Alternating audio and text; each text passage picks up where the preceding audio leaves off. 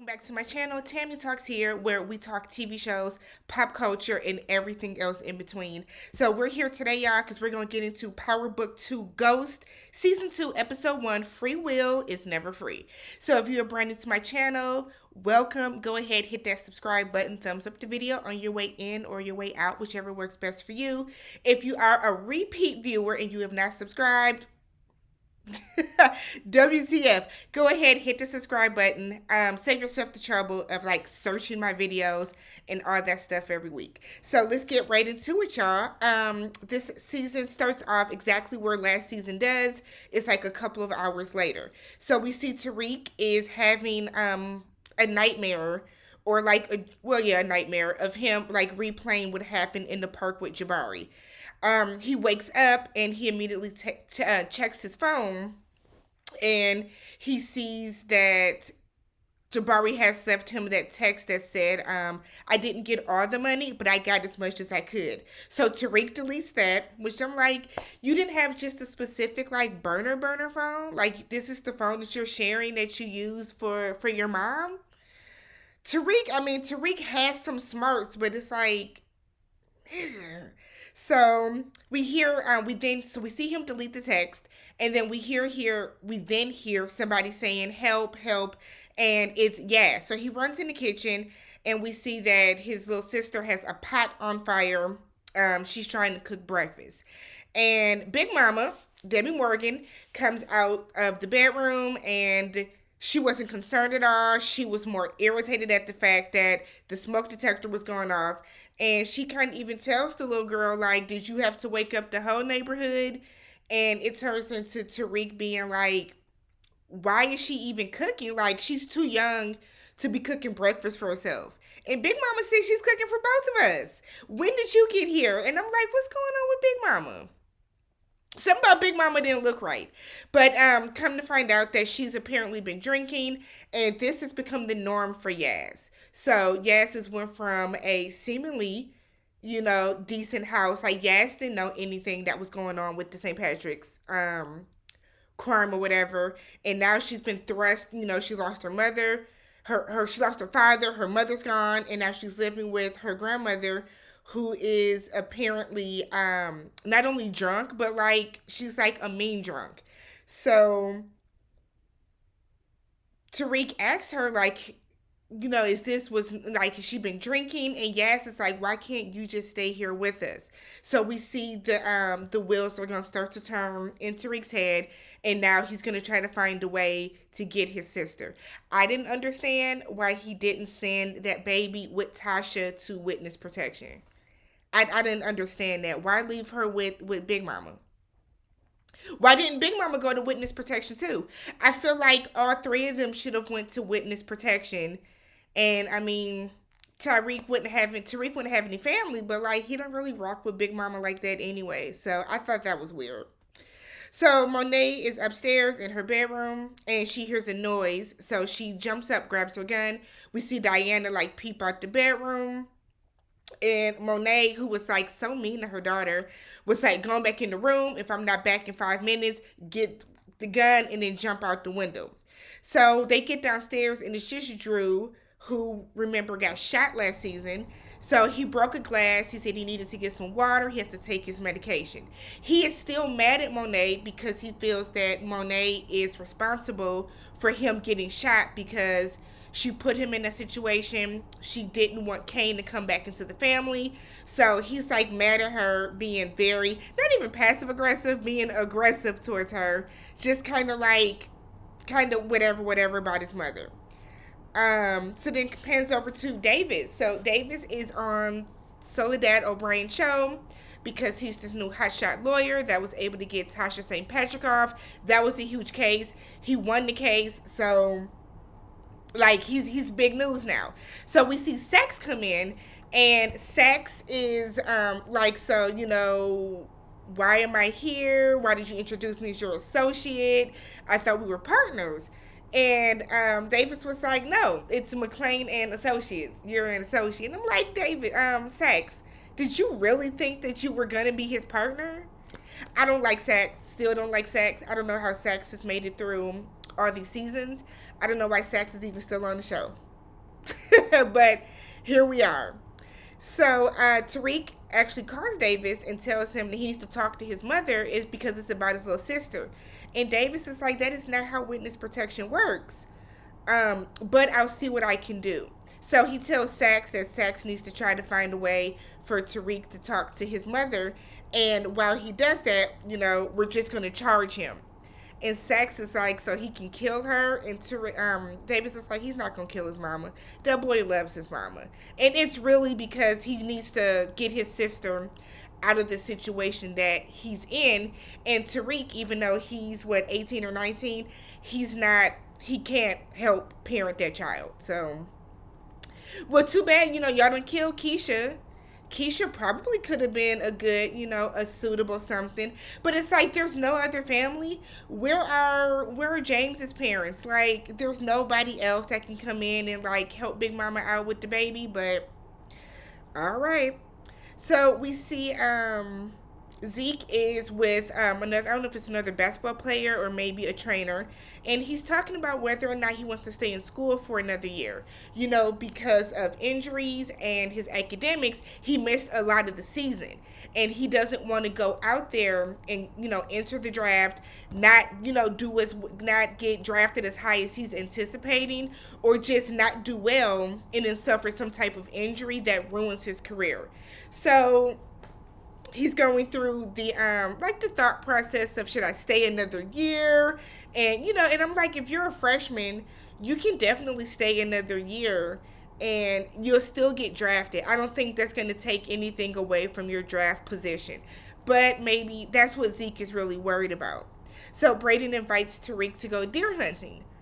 He said that it'll help him take his mind off of his mom because Braden is like, your mom got off, congrats. And Tariq is like, yeah, but she's in witness protection. So Braden is like, damn. So, well, come deer hunting with me and my family. It'll take your mind off of that. Plus, Braden is saying how he needs like somebody to kind of be as a buffer to his family because Braden is kind of, I won't say Braden is the fuck up, but he's the typical little brother in that family, and he just doesn't want all that heat like on him.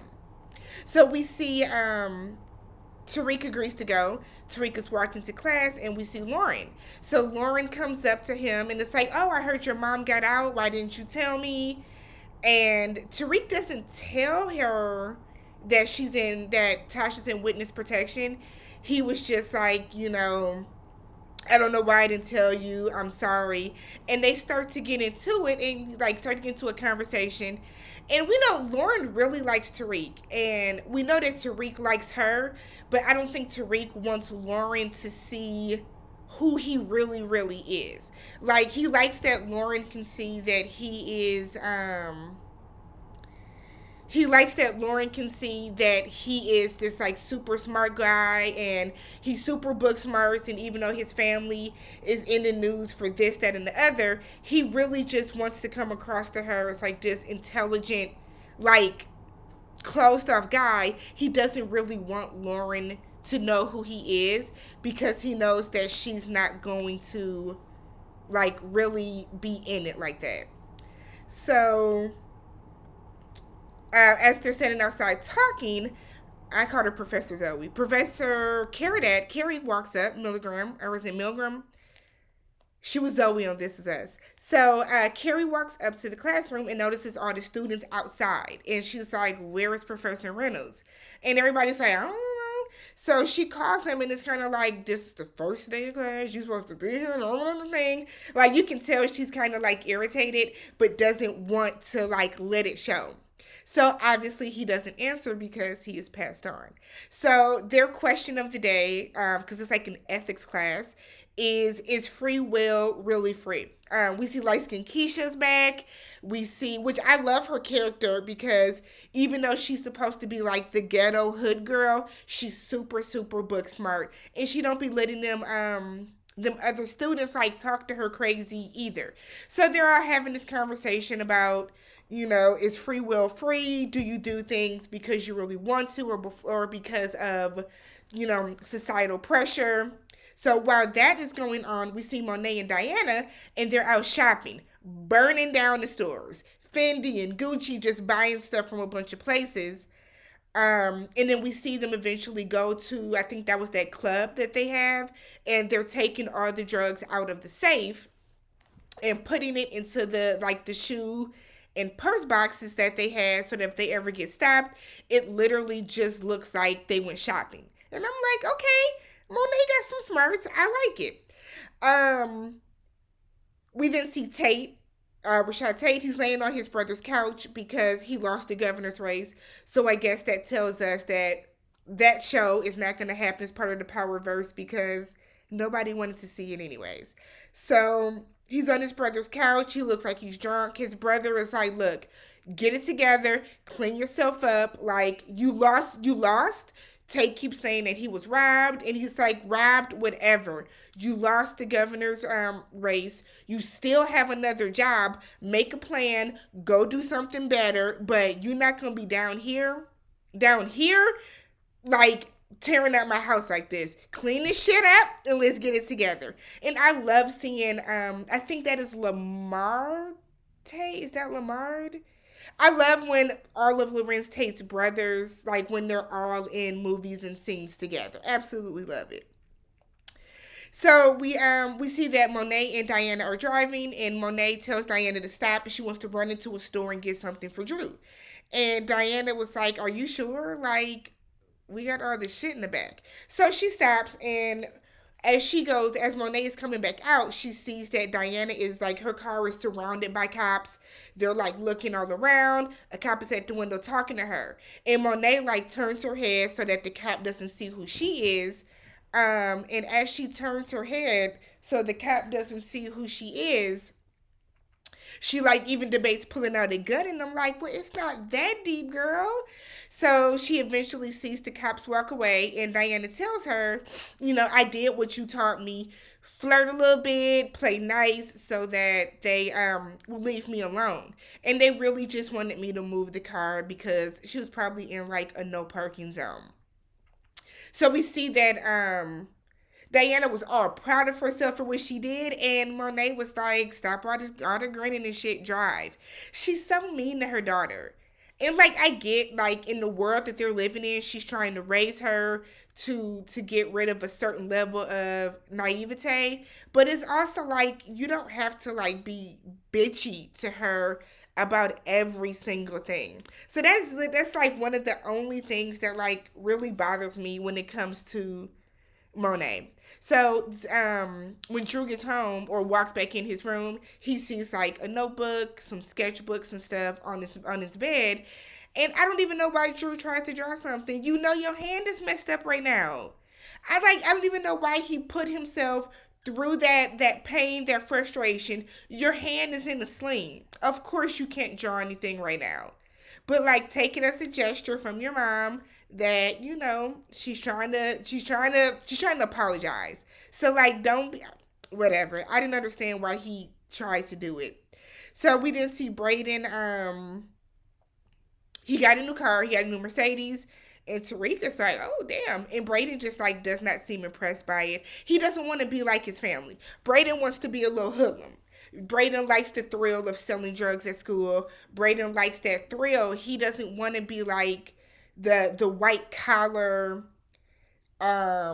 ritzy, top notch person that his family is. That's just not what he wants to do. He wants to kind of forge his own path in life.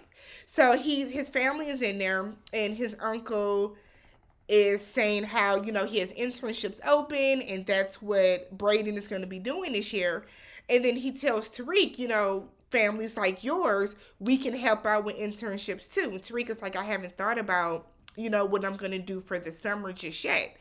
So the uncle was just kind of like, oh, well, who are, we can offer you that type of stuff. What about your family? And Tariq was like, well, my father is Pat. He's not here anymore, but my dad is James St. Patrick. He ran for lieutenant governor. And then it turns into him being like, "Oh yeah, I met him. He was very impressive. Sad to see somebody go out like that." And then all the nasty rumors that are going around about him now. I hope they weren't true though. And Tariq is kind of looking at him like, "Okay, I see what you're gonna do." And then it turns into this conversation about legal drugs versus street drugs. And Tariq is just kind of like, more people die off of legal drugs than they do illegal drugs. How much money are you putting like going at it? And I'm like, y'all be forgetting Tariq is like actually book smart. Like he's dumb as hell in a lot of other aspects, but Tariq is actually book smart, which is why he's like able to get through this canonical studies curriculum, like while doing Zeke's homework at the same time. Like he's not dumb. He's never been dumb, and that's always why James has had such a problem Ghost with Tariq wanting to just follow in his footsteps and be a D boy. So, next thing you know, we see all the detectives at the park for the crime scene because Jabari's body has been discovered. One of the detectives that is leaving says this is a gun. This is a, police officer issued gun. It belongs to Ramirez. And they're like, did he, and they're kind of like, did he kill somebody and then leave? So they're trying to figure it out. And then when the cop goes to the body, he's like, damn, this is the Professor Jabari Reynolds from Stansfield.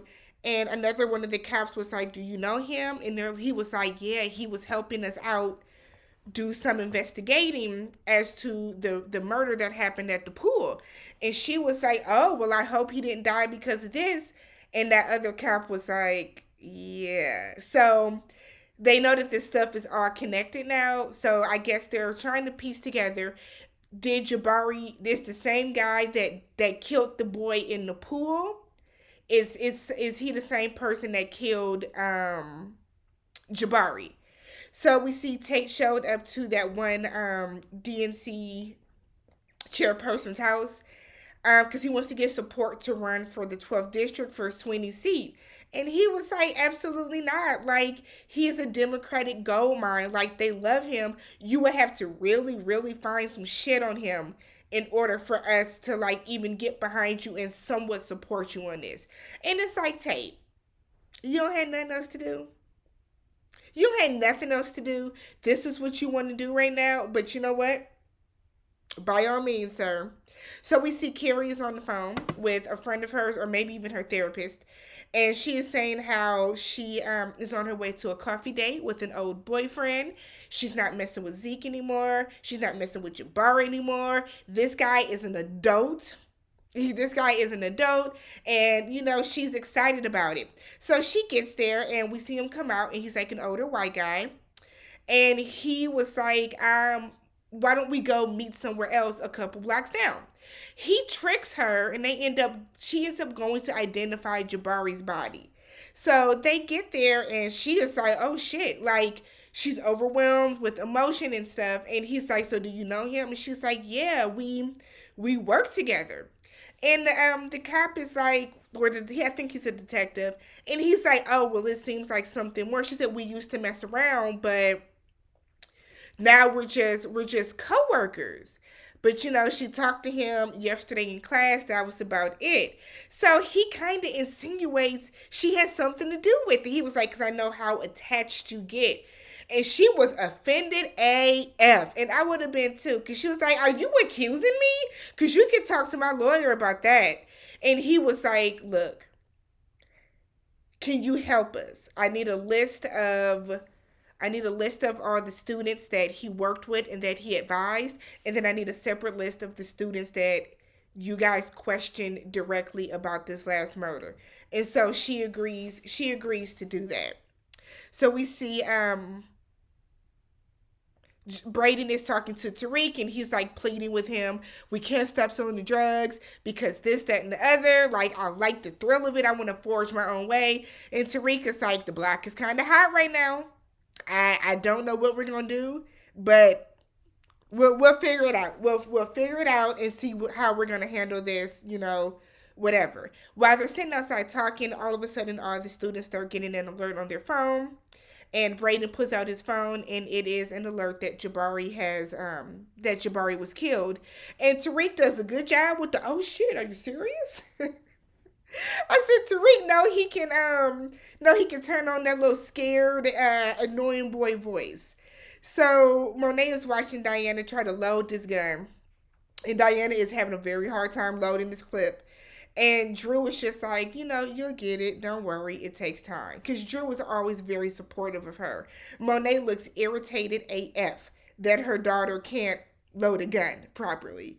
So she gets the alert. She gets the alert that Jabari died too. And she was like, what is going on, over at Stansfield?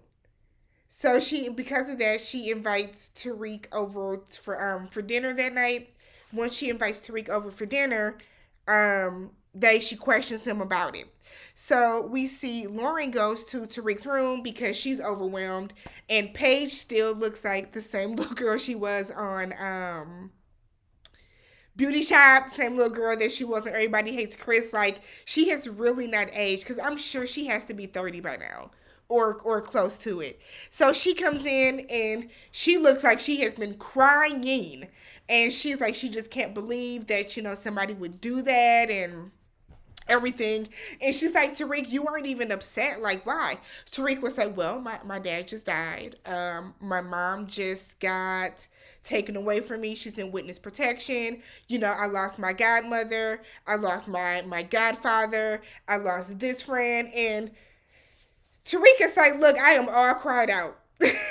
Everybody around me has been dropping, and I'm losing people left and right. Like, the last thing that I can do right now is give some tears to a professor that really kind of rolled my ass anyways. And Lauren is like, I don't know any of this stuff about you, because you don't tell me anything. So she's like, I want to get to know more stuff about you, but you have to, like, open up. So then they start kissing, and he gets a text message from Kane, and it's just like, I gotta go. And I was like, why do you keep playing Lauren like that? I don't get it. So she's like, shh. Okay, so she kind of leaves, and I feel like he's done this to her a time or two before, where she'll feel like they're going to get somewhere or something, and then he will kind of like brush her off to the side. And I think, like I said before, he just doesn't want to get too close to her. So he keeps her at arm's reach. But she also keeps putting herself into that position where she's, like, tolerating that from him. So Tariq meets up with Kane. Kane is mad. He's like, why is this nigga's face all over? Tariq said he was a reputable professor at an Ivy League school. It's going to be news. So Kane is more like, why? I don't want this put back on us. You said that this would be put on Ramirez. Why isn't it on Ramirez? And Tariq was like, we left the gun there. They're going to be looking into him, not into us. It's fine. Don't worry about it. So we see Zeke shows up to Carrie's house. He wants to check on her. And immediately, the way she was touching on his clothes and stuff, I said, she's ready to have sex. This woman is a sex addict. She's going through a bout of sadness, like shock. The last thing she needed was for you to come over and look like a piece of meat in front of her. And that's what happens. They end up getting it in. So Tariq goes to Monet's house for dinner. And off rip, Monet was like, what happens with your professor? What's going on over at Stansfield? And she asked him point blank, do you know what happened? Did you have anything to do with what happened? And Tariq was like, no. And I really feel like if Tariq would have just been real with her and told her, he was coming at me because he knew that I was selling drugs or something like that, and tried to, if he would have did that and tried to, like, bring her in to kind of help, she might have been able to get ahead of this. But you sat there and you lied to her point blank to her face, and I just don't see it ending well for him. Diana and Drew are looking at him like they do not believe him. They don't. And I feel like Monet is putting her all into Tariq because, she kind of pushed Kane to the side for Tariq in a sense. So she's kind of like, he has to be what I thought he was. And because of that, I'm not even going to entertain the fact that he might be lying to me. Because Tariq did not leave, he didn't look believable, at least not to me in that moment. So later that after dinner, we see Diana is talking to Tariq and they're holding hands and she's like, if you need anything, I'm here to listen. Monet hears that. Monet keeps Diana under lock and key and it's like, what the fuck is going on in here? So we didn't see Tariq leaving because Braden comes and picks him up. They load up the bins with all the shopping bags, like the shopping bags that are full of the drugs, and they head on out to the deer hunting trip. So Carrie's in bed with Zeke after some postcoital, and Carrie asks Zeke if the Tejadas had anything to do with it. And Zeke is like, you never even told me what happened. Like, how did he die? And you can see that Carrie is like, I need to find out what happened. And Zeke is like, well, Monet would never do anything like that because she's not going to jeopardize my future. And Carrie is like, well, she threatened me. She told me she was going to report me for messing with a student. So I just want to be sure that you and your family didn't have anything to do with this. Like, and I'm not next. And he was like, no, she would never do that. So we see Kane meet up with that Hispanic man from earlier in the episode. I didn't mention it because I didn't write it down. I just remember now. But he meets up with him. I didn't catch who he was. But earlier in the episode, they got shot at and they let the driver go. So that man is now tied up. And Kane is with this guy and the man gives him a knife. And it's like, this is how I see your worth. You can let him go, you can kill him, you can do whatever, but the way that you handle this is going to show me what type of person you are. So Kane takes the knife and it's like, I don't need no handouts. I can handle this one-on-one with him. So he cuts the zip ties, lets him go, and then decides that he wants to fight him head up. And I'm like, this is stupid. But he's fighting him, and at first, like, he was giving it to Kane, but then Kane was able to get him into a headlock, and he snaps his neck, and it's like, I don't need any handouts. I can handle shit on my own, like I told you. We didn't see Diana changing Drew's bandage, and they start to talk about if they believe what Tariq said about Jabari, and they both were kind of like, no. So then they talk about how Monet says that she had this plan for them, and Monet's plan to get them out of the game is that she was going to force Zeke to go to enter the draft. Drew's going to be his, what do you call Drew? Monet says she's going to be the agent. Drew is going to travel with him, and then Monet is going to be like publicity and make sure to keep all the women away. And they're both like, we don't want to center our lives around Zeke. Like, Drew wants to draw. We know that they say that Diana is a better basketball player than Zeke is. Diana wants to hoop. She wants to go to college. Like, they have their own, like, dreams and aspirations on what they want to do. And Monet is keeping them, like, trapped in this family business. So they said it's time for them to just start making their own rules, doing what they want to do. Like, why do we have to follow what Monet wants us to do? Like, we grown out here. And I'm like, yeah, okay. Okay. That for real is not going to work out the way that they want. But for what they do know for sure, they don't want to have to follow Zeke around. They want to live their own lives. So Kane is still with that one guy, and he sees all these drugs. It's like they're in a hangar, the airplane hangar. And he sees all these drugs, and he goes and he starts touching them. And the man pulls a gun on him and was like, what are you doing? Kane was like, it's cool, I ain't gonna tell nobody. And the man was like, how can I trust you? Why shouldn't I kill you right now? And I'm like, who is this man? Yeah, if I missed something, please let me know. But I have no idea who this man is at all. So Monet shows up to the school. She confronts Zeke. And Zeke is like, did you threaten my professor? And Monet was like, we ain't anybody worried about that heifer. She was like, look, you need to enter the draft. because you need to help out the family. Zeke, like he mentioned earlier, doesn't want to because he wants to be able to stay another year and like get more experience on the court. And she is like, no, you need to do this now so that in 3 or 4 years he gets all these sponsorships and stuff.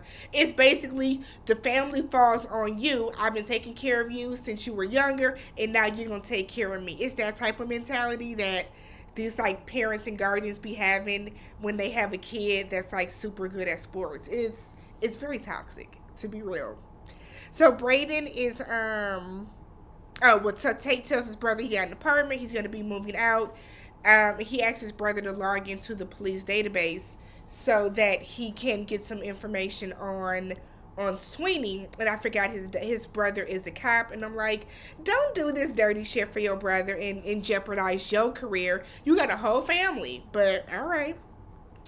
Braden and Tariq are out deer hunting. They see a deer. I think Braden's uncle shoots it. They get out so that they can go. They get out so that they can go like follow the deer. As they're going to follow him, the man shoots again, and like the bullet narrowly misses Tariq. So he's like over it, and they tell Tariq, sorry, that shouldn't have happened. The man is like, I wasn't gonna miss. This is what I do. Like, he was offended. And Tariq is like, this is bullshit, and he leaves. Tariq is not dealing well with the fact that, he's killed his father. He killed Jabari. So he's kind of, looking at every time he sees like a dying person, he sees those flashbacks, and it's messing with him mentally. So Davis goes to the jail to visit his brother, who is none other than Redman. Absolutely love Redman. So happy to see him. And he's telling him that he hired Saxe because we're going to get you out of jail. I mean it this time. You are not going to die in here. And then again, Monet's at home. She hears a noise at her front door, so she grabs her gun and she goes and she sees Kane at the door. And Kane is, still trying to get back into the family, still trying to get back into Monet's, her good graces. And she ignores him, and because she's mad that he killed her connect with the police, with the police, the little detective that she was messing around with. So he drives off, and we see the man from before is following him. So I'm like, hey, you don't put your family in danger being silly. And then finally we see Tariq is still waiting for Tasha to text him or contact him in some way. So he gets a call on his burner pack or whatever, and it's an unknown number. And I'm thinking nobody should be calling that number, right? Because nobody should have that number. So instead of Tariq just ignoring it and letting it go, he answers, but he doesn't say anything. And it's one of the detectives, and they're able to ping the phone, and they're like, oh, okay. The phone is being pinged to Stansfield. So now we know that this is a student, or whoever did it is on the Stansfield campus. And I'm like, Tariq, that's what I be saying. I'm like, Tariq is smart, but he does a lot of dumb, boneheaded ass shit. So that was season 2, episode 1 of Power Book Ghost. Let me know how you guys felt about the episode. If I missed something, drop it in the comments down below.